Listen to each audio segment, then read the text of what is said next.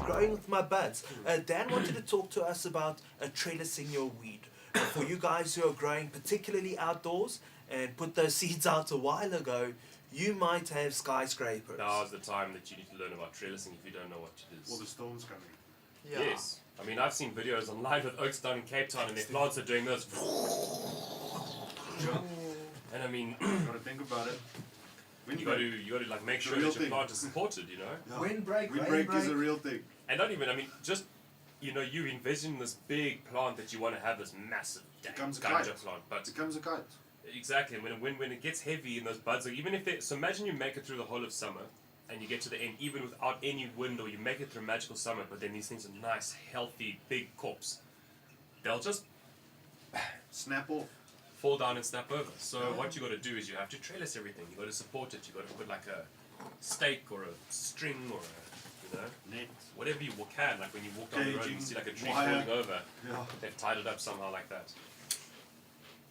So now, yeah, you got to think ahead and rather put trellising around plants outdoors when they're growing, even if they're small plants, because also what it's going to do is it's going to help the plant not waste and not use so much energy trying to build the stem of the plant to make a big tree trunk. Because trees are strong and they make big trunks because they put all their energy into making sure that it can survive and stand up against all the elements coming at it. So if you make a net or a pole or a wire going up or Cage. anything, a cage, as you can see like this one here, this is probably the best way to do it. You will always be able to make sure your plant is going to dedicate all of its energy to bud growing and not stalk growing. Yes. Not holding So, you're saying you should start it earlier. So when should you start it, and how should you start it? Because there's many ways. Like you're saying, a string here, a pole there, mesh. I think it's dependent on size, what your size of your plant is. I mean, if you've got a small plant that's in a 5-liter pot or 10-liter pot, you don't necessarily have to go with meshes and cages around the whole entire thing. You can go with maybe one stake in the middle when it's young, not when it's older. You don't want to stick a pole right through its root zone when it's older, when it's developing. When it's younger, put a pole that goes right up above the plant. If you have to, you have to. Well, if you have to, you have to, yes. But you want to put a pole or something in the middle, or a couple of poles, and then from that you can use them as like tying points to tie the plant up. Or you can build frames around the pots. You know, people get really creative. It's really like, there's no like set way how to do it, but just get it done.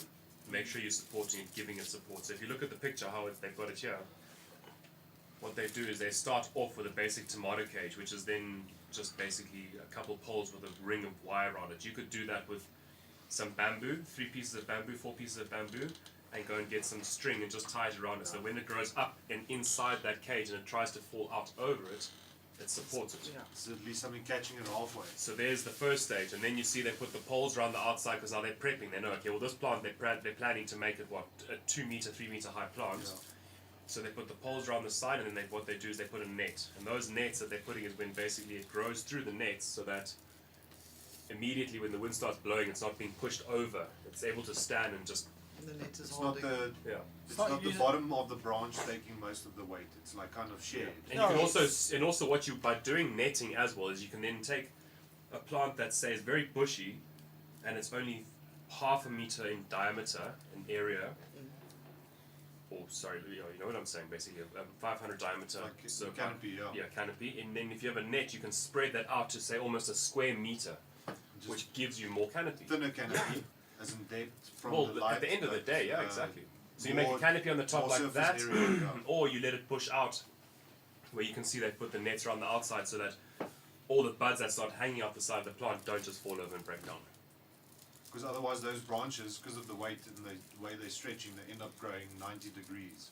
So if you want to keep them growing up and the plant pushing energy up, you kind of want to let it sit on it like a 60 degree. And then you can clear all the bottoms out and make Yeah. sure that there's And Yeah, air so- flow and there's. If you're doing it like that, every single branch is supported. That's the. Yeah. That's the idea. is That's like the you- Rolls Royce of outdoor caging. You know what I mean? That really is the best way to do it. I think. I mean, you've got every angle covered. Yeah. Yeah. Looks like it. I mean, you can go as big as you want with that. And even just with bamboo, you can just make some crossbars with the bamboo, or even one going through the middle, Yeah. just to hold the plant upright as well. Bamboo is very nice to use. even if it just lasts a season, I mean, there's 3 more bamboo shoots growing when you cut that one. Yeah. So in the next season there will be 3 more to cut. So it's great for bringing in predators. It's I mean, you can use trellising in any application. It doesn't. So when you guys are looking at this now and you're saying, "Geez, well, I'm not never going to grow a plant this big." Some guys will grow a plant, say, like when you start a covered grow, and that covered grow also can benefit so much more from this actually, because what you're doing instead of putting that one plant inside there that goes up and you pinch it and you have these 4 heads, you'd rather veg it quite a bit more and then put a net inside and spread the whole entire square of your cupboard or tent. Even if you got a small 80 by 80 tent, you can cover the whole entire 80 by 80 completely if you vegetate enough and keep vegetating and keep just bending the branch and pushing it into the net and pushing it into the net so that you keep getting coverage. You can even use the poles of the tent in a way. Of course. So I think we're venturing into sogging and scrogging. Yeah. Struggling, yeah. Yeah, so definitely what I would rate though for if you're going to do any trellising, even if you grow a small plant, you will suffer if you grow dank buds. They do drop. So even if you've got a small plant, this is something you do sometimes need to consider. Yeah. Even with a stick and a couple of strings, but also think about far ahead. Because I've seen oaks be Loki, Spider-Man up in there. Strings. Everywhere. String. Yeah. Come harvest time, it's like, you know. It is chaos, yeah. So also think ahead though, because you know, long term. But try it out. See what works for your setup. Yeah. Sometimes yo-yos are the easiest. Yeah. Some guys just find it easier. A little help goes a long way. So, A little help goes a long way. I found it once you start with the net, the plants kind of react to the net. So you can almost get away with a net and then just maybe some tomato string to keep the tallest ones upright. So it just helps with managing it and having to tie up every single bud. Could you have something above the plant and then tie from above the plant all the branches that you want? Yeah, it's the yo-yo. The yo-yo Yeah. idea. Or if you just have a wire going across the top of your garden or your greenhouse or your room or whatever it is. Like tomato style. Just take a or literally green pepper exactly. style. They Yeah, do the same Exactly. They just We're not run those reinventing lines this. We're from the literally top. Yeah. using the rest of the industry stuff. It's all there. It's been there for thing. hundreds Yeah, of exactly. years. There's Yeah. no point. So yeah. Yeah. I'd say it's something you should be proactive with though. Yeah. Because it's one of those things that you could leave it and leave it and leave it, and then the day that the heavy wind or the heavy rain strikes and your plants are like a couple weeks from harvest and they snap to shit, it's a cut thing, and it's a cut thing to do when plants are flowering. You don't really, I would say, have it figured out or have some sort of support. By the time they're in flowering, I wouldn't want to be in there too much. Yeah, it'll help them stack more because then they have to worry less about staying upright. Yeah. There we go. Energy. You don't need an energy wasted on them trying to stand up. They need to be developing. So if little they buds. don't have to stand up Yeah. and can just blom there the whole day, then perfect. Yeah, man. Cool, man. So where can oaks get trellising stuff? So yeah, you can get trellising. I mean, if you want to go buy trellis nets, you can go to Green Thumb Hydro or Marijuana or Hydrobiz or any of the Grow Guru or hydroponics. There's literally any hydro store in South Africa should have trellis netting. And if they don't, you can just go to a local nursery and get yourself some stakes and do some staking, which you just put a stake next to the biggest arm and then just tie it to that arm. Another one. There's Get always some zip ties or. you can do anything actually. Just don't put things into the soil that are going to react. So if you're going to put something like a rusted bar into a pot of nice luscious soil, you're going to have a reaction of some kind, because if that rust gets there, it will happen, and just expect it. So rather use bamboo Science will happen. or those It's ones gonna from just the grab all the heavy metal. some wooden dowels, because they're Okay, also inert. Nothing with Yeah. any varnish or anything on it. Yes. Keep it clean. Keep it simple. That's the most important thing. Keep it simple. Yeah, just a roll of thatch line from the hardware store. Yeah, it's like a kilometer for 110 rand. You have a kilometer of line. It's clean. If Exactly. they use it in the thatch, that's, you know. A little bit of good string, a little bit of good trellis does a You can whole always lot. recycle that stuff at the nursery again, all your broken pots and stuff like that, all your bags of string from the season grow. You don't have to like give it to the normal municipality to throw away. Yeah. The guys do recycle the plastic at the nursery. They're like It's- garden waste, you know. So it's and it's a small investment for a big result.